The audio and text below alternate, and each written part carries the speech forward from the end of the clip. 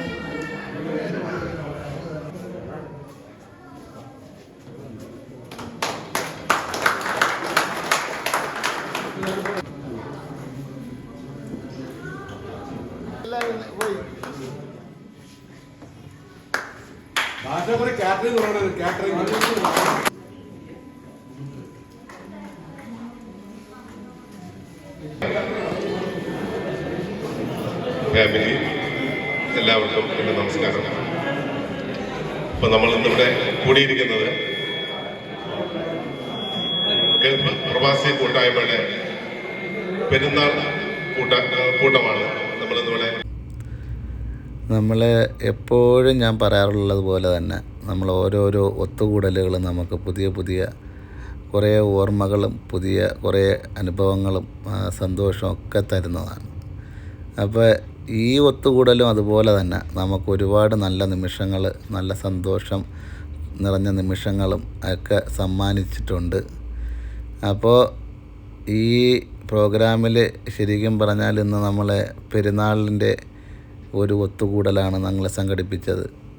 അപ്പം മഴയും ഒക്കെ മറ്റ് തിരക്കുകളും ഒക്കെ ഉണ്ടായിട്ടും എല്ലാ തിരക്കുകളും മാറ്റിവെച്ച് നമ്മുടെ ഈ കാലാവസ്ഥയുടെ പ്രയാസങ്ങളൊക്കെ മാറ്റിവെച്ച് ഈ പ്രോഗ്രാമിൽ അല്ലെങ്കിൽ ഈ ഒരു സംഗമത്തിൽ ഒത്തുകൂടിയ നമ്മുടെ എല്ലാ സുഹൃത്തുക്കൾക്കും ശരിക്കും പറഞ്ഞാൽ ഒരു ആശംസ ഞാൻ അറിയിക്കണം ആദ്യമായിട്ട്.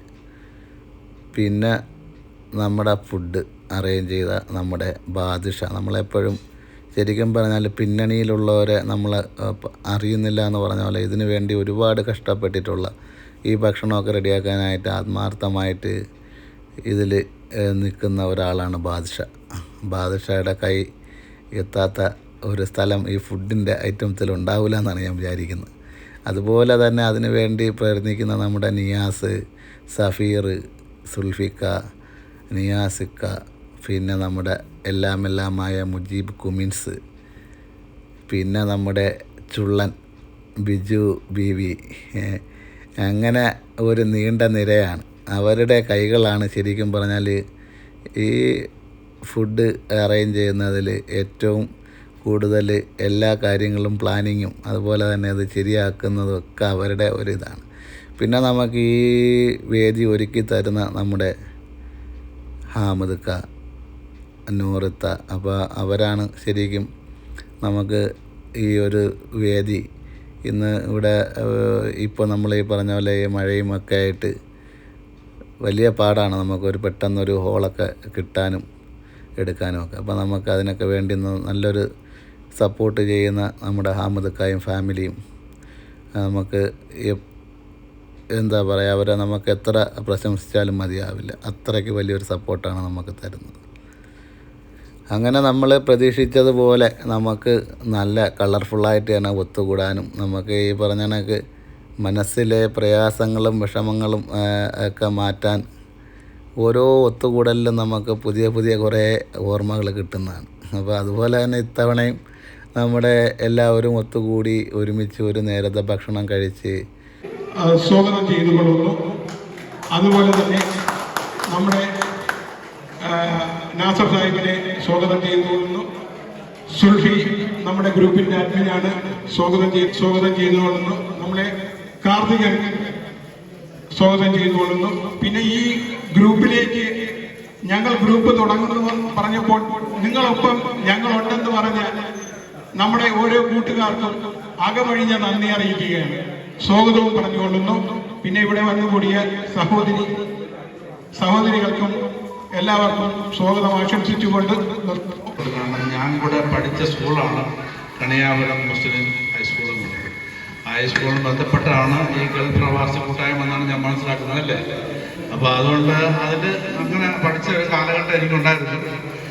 5ാം ക്ലാസ് മുതൽ 10ാം എനിക്ക് ഒരിക്കലും മറക്കാൻ പറ്റാത്ത എൻ്റെ ജീവിതത്തിൽ ഏറ്റവും പ്രധാനപ്പെട്ട ഒരു അനുഭവം അവിടെ ഉണ്ടായെന്ന് പറഞ്ഞാൽ, അന്ന് ഇപ്പോഴത്തെ പോലെ 96% അല്ല പാസ്, അതായത് 20%, 12%, ഒരു 25 കൂടുതൽ പാസ്സുകൾ വരില്ല. അപ്പം ഞങ്ങളുടെ സ്കൂളിൽ 10ാം ക്ലാസ്സിൽ 4 ബാച്ചുണ്ട്. ആ 4 ബാച്ചിലും കൂടെ 4 പേർക്ക് ഫസ്റ്റ് ക്ലാസ് കിട്ടും. അതായത് 360 മാർക്ക് കിട്ടുമെന്നുള്ള പ്രതീക്ഷ ഉണ്ടായിരുന്നു. പക്ഷേ റിസൾട്ട് വന്നിട്ടൊക്കെ ഫസ്റ്റ് ക്ലാസ് കിട്ടുന്നു. ഫസ്റ്റ് ക്ലാസ് കിട്ടുന്നവർക്ക് ഒരു പേരെടുക്കുന്നു. ഡോക്ടർ സിറാജിനും ഫസ്റ്റ് ക്ലാസ് കിട്ടിയായിട്ട് കണക്കായി. കാരണം 3 മാർക്കിൻ്റെ കുറവ് ഞാൻ കുറവായിട്ട് കാണുന്നില്ല. അതുകൊണ്ട് സിറാജിനും കൂടെ ഫസ്റ്റ് ക്ലാസ് കിട്ടിയ ആളുടെ പേന സമ്മാനമായിട്ട് കൊടുക്കണമെന്ന് അങ്ങനെ എനിക്ക് ആദ്യമായിട്ടൊരു സമ്മാനം കിട്ടി. ഒരു ഡോക്ടർ എന്ന് എഴുതിയ ഒരു പിങ്ക് നടന്നൊരു പേന. എത്രയോ കാലം അത് ഞാൻ എൻ്റെ വളരെ നിധിയായിട്ട് ഞാൻ സൂക്ഷിച്ചിരുന്ന ഒരു സാധനം. അതായത് എനിക്ക് ഒരുപക്ഷെ ജീവിതത്തിൽ മുന്നോട്ട് പോകാനായിട്ടും ഒരു പ്രചോദനം കിട്ടാനായിട്ടുള്ള അവസരം കിട്ടിയത് ചില കുട്ടികളെ കാണിച്ച ആ ഒരു കരുതൽ, ഒരു എമ്പതി എന്ന് പറയുന്നത് നമ്മൾ, അതായത് നമ്മളെ കൂടെ പരിഗണിക്കുക എന്നുള്ളത്. ആ പരിഗണിച്ചപ്പോൾ നമുക്ക് എന്തൊക്കെയാണ് നമ്മൾ തോന്നി. അങ്ങനെയാണ് അക്കാലത്തിൽ ഒരു വലിയൊരു അനുഭവം എനിക്ക് ആ സ്കൂളിൽ ഒരിക്കലും ഞാൻ സാധനം മറക്കാൻ പറ്റുന്നില്ല.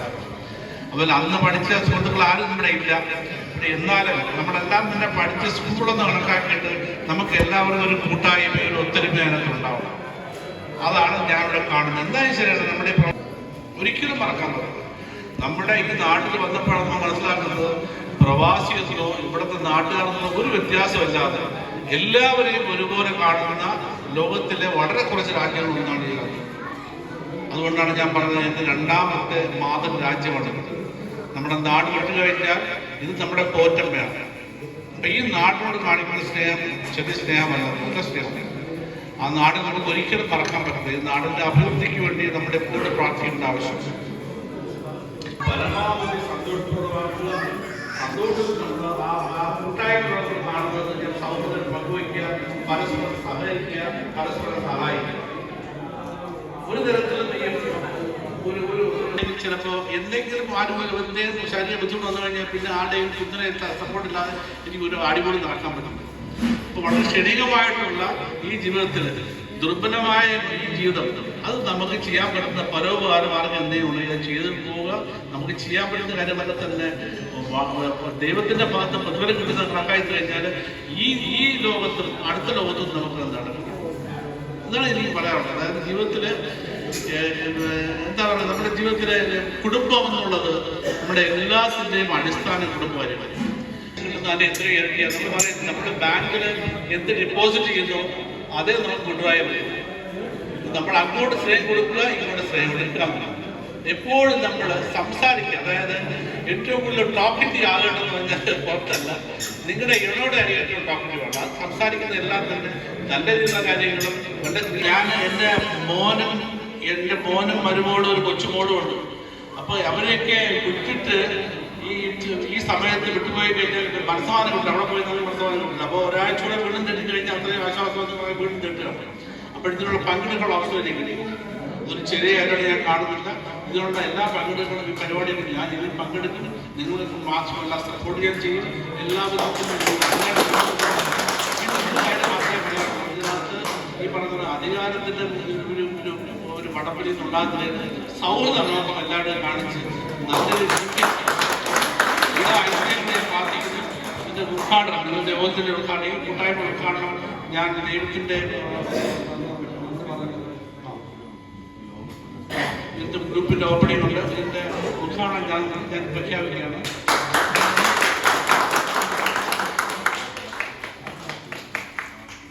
KMCC നിന്നാണ് അദ്ദേഹത്തിന് വളരെ മാത്രം അറിയാത്ത പറയുന്നു. നമുക്ക് അതിഥിയായിട്ട് അഡ്വക്കേറ്റ് സിറാജ് സാഹിബിനെ ക്ഷണിക്കണമെന്ന് പറഞ്ഞു. ആ വേളയിൽ പെട്ടെന്നുണ്ടായൊരു സംഭവം, സാഹിബിന്റെ അനുജന്റെ മകനുമായ അഫ്രാൻ കണിയാപുരം മസ്താൻ മുമ്പിൽ ഒരു വാഹനാപകടത്തിൽ പെട്ടെന്നൊരു മരണം സംഭവിച്ചു. അത് ഞങ്ങളുടെ ഗ്രൂപ്പിനെ തന്നെ വല്ലാതെ തന്നെ ദുഃഖത്തിലാക്കി. ആ മാതാപിതാക്കൾക്ക് സമാധാനം കൊടുക്കട്ടെ, ക്ഷമ നൽകട്ടെ, നമുക്ക് പ്രാർത്ഥിക്കാം. ആ കാരണത്താൽ അൻവർ സാഹിബ് ഇവിടെ കൊള്ളാൻ വേണ്ടിയാണ് പുള്ളിക്കാരൻ നാട്ടിലേക്ക് പെട്ടെന്ന് പോവുകയും ഞങ്ങളുടെ ഗ്രൂപ്പിനെ തന്നെ വല്ലാത്തൊരു പ്രതിസന്ധിയിലാക്കി. ഈ കൂട്ടായ്മ, ഈ ഈദ് സംഗമം വേണമോ വേണ്ടയോ ഹാമിദ്, പിന്നെ എടുത്തു പറയുകയാണെങ്കിൽ ഒരുപാട് പേരുണ്ട്, സഫീർ, ഇവരൊക്കെ ഈ ഗ്രൂപ്പിന് വേണ്ടി വളരെ മാത്രം, നമ്മുടെ പഴയ ഗ്രൂപ്പായിരുന്നാലും ശരി തന്നെ, ഈ ഗ്രൂപ്പിന് വേണ്ടി അങ്ങേയറ്റം വളരെ കഷ്ടപ്പെടുന്ന ആൾക്കാരാണ് അവർ. പിന്നെ എടുത്തു ആ സമയത്താണ് സുൽഫി. ഇതൊന്നും വലിയ പ്രാക്ടീസൊന്നും ഇല്ലാത്തതുകൊണ്ട് തന്നെ നമ്മളിത് ചെയ്യുമ്പോൾ തന്നെ അതിലൊരു പ്രത്യേക രസവും സന്തോഷമൊക്കെ ഉണ്ടാകും. കാരണം നമ്മൾ ചിരിച്ച് നമ്മളൊരു വഴിക്കാവുമെന്ന് തന്നെ വേണമെങ്കിൽ പറയണം, അങ്ങനെ ഉള്ളൊരു പരിപാടിയാണ്. അപ്പോൾ അത് നമ്മൾ 2-3 സെക്ഷനായിട്ട് തന്നെ ചെയ്തിട്ടുണ്ട്. വലിയവർക്ക് നമ്മളെ ചുള്ളൻ യങ്സിനെ എല്ലാവരെയും കൂടെ അണിനിരത്തി ഒരു ഗെയിം. അപ്പോൾ ആദ്യം വളരെ സ്ലോയിലൊക്കെയാണ് പോയെങ്കിലും പിന്നെ നല്ല ഓടി ആക്റ്റീവായിട്ട് തന്നെ അവർ നല്ല എന്താ നോക്ക് നമ്മളെ ബിജു ബീവിയുടെ ആ ഒരു അത്യുജ്വലമായ പെർഫോമൻസ് കണ്ടാണ്. കസേരയിൽ നിന്നൊക്കെ ചാടി തെറിച്ച് വീഴാണ്. അപ്പോൾ അതുകൊണ്ട് നല്ല എന്താ ആക്റ്റീവായിട്ടാണ് ആൾക്കാർ ഓടണമെന്നുണ്ട, അത്രയും പെർഫെക്ഷനാണ്. എന്താ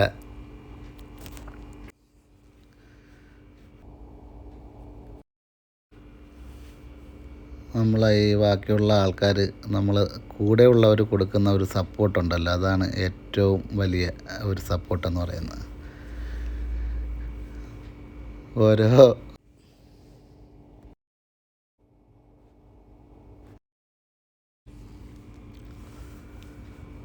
നമ്മുടെ വലിയവരുടെ കസേരകളി കഴിഞ്ഞ് പിന്നെ നമ്മളെ കൊച്ചുമക്കളെ കസേരകളി, അങ്ങനെ നമ്മളെ കൊച്ചുമക്കളുടെ കസേരകളിയാണ്. അങ്ങനെ എല്ലാവരും വളരെ ഹാപ്പിയായിട്ട് നല്ല അടിപൊളിയായിട്ട് കളിക്കുന്നുണ്ട്. അപ്പോൾ നമ്മൾ ഈ പരിപാടിക്ക് ഒരു പക്ഷേ നമ്മൾ പറഞ്ഞ പോലെ തന്നെ ഇതിൽ കളർഫുള്ളാക്കാൻ വേണ്ടിയിട്ട് എത്തിയ ഫാമിലി മെമ്പേഴ്സ് എല്ലാവരും, അവർക്കെല്ലാവരും സത്യം പറഞ്ഞാൽ വളരെ സന്തോഷം നിറഞ്ഞ ഒരു പരിപാടിയായിരുന്നു. ഈ കുട്ടികളെ എന്നുള്ള ഒരു അഭിപ്രായമാണ് എനിക്ക് ഇവിടെ പറയാനുള്ളത്. എന്തായാലും പരിപാടികളിലൊക്കെ അവതരിപ്പിച്ചത് എൻ്റെ ചെറിയ കലാപരിപാടികളൊക്കെ ഞാൻ അവതരിപ്പിക്കുന്നുണ്ടായിരുന്നു. അതൊക്കെ നമുക്ക് ഈ ഒരു കൂട്ടായ്മയുടെ ഒത്തൊരുമയിൽ കൂടിയാണ് എനിക്ക് ഇവിടെ ഇങ്ങനെ ഒരു അവസരം കിട്ടിയതും. എൻ്റെ വർഷങ്ങൾക്ക് മുമ്പ്, ഇപ്പോൾ 23 വർഷങ്ങൾക്ക് മുമ്പാണ് ഞാൻ ലാസ്റ്റ് അഭിനയിച്ചിരുന്നത്. ഇപ്പോൾ ഇവിടെ വന്ന് ഇതെല്ലാം ഉറങ്ങിക്കിടക്കുകയായിരുന്നു. പക്ഷേ എനിക്ക് ആ ഒരു തിരിച്ചുവരവിൽ, എൻ്റെ കലാരംഗത്ത് ആ ഒരു തിരിച്ചുവരവിന് വേണ്ടി വേദിയൊരുക്കി നമ്മുടെ ഈ കൂട്ടായ്മയിലൂടെയാണ്. അപ്പോൾ അത് എനിക്ക് പ്രയോജനപ്പെടുത്താൻ പറ്റി. ഒരു പുതിയൊരു കൂട്ടായ്മയ്ക്ക് നേതൃത്വം കൊടുക്കുന്ന എല്ലാ സുഹൃത്തുക്കൾക്കും ആദ്യമേ ഞാൻ അഭിനന്ദനം അറിയിക്കുന്നു. ഇനിയും എല്ലാവരും പരസ്പരം സഹകരിക്കും, നല്ല രീതിയിൽ മുന്നോട്ട് പോകാനുള്ള വേദിയായി തീർക്കണമെന്നാണ് എല്ലാവരോടും പറയാനുള്ളത്. ഇവിടെ വന്നെത്തിയ ഉണ്ടാകുമ്പോൾ നമുക്ക് മനസ്സിൻ്റെ ഒരു റിലാക്സേഷനാണ്. നമ്മളെ മനസ്സിൽ ഉണ്ടാകുന്ന പ്രയാസങ്ങൾ, വിഷമങ്ങളൊക്കെ മാറ്റി നമുക്കൊന്ന് എൻജോയ് ചെയ്യാൻ പറ്റുന്ന ഒരു അവസരം തന്നെയാണ്. അപ്പോൾ നല്ല അടിപൊളി നല്ല വീഡിയോയുമായിട്ട് നമ്മൾ വീണ്ടും വരുന്നതായിരിക്കും. അടുത്ത വീഡിയോയുമായി വരുന്നത് വരേക്കും നമ്മുടെ എല്ലാ സുഹൃത്തുക്കൾക്കും ഈദ് മുബാറക് നേരുന്നു. ഒപ്പം അടുത്ത വീഡിയോയുമായി നമുക്ക് കാണാം. അടുത്ത വീഡിയോയുമായി വരുന്നവരേക്കും എല്ലാ സുഹൃത്തുക്കൾക്കും ബായ്.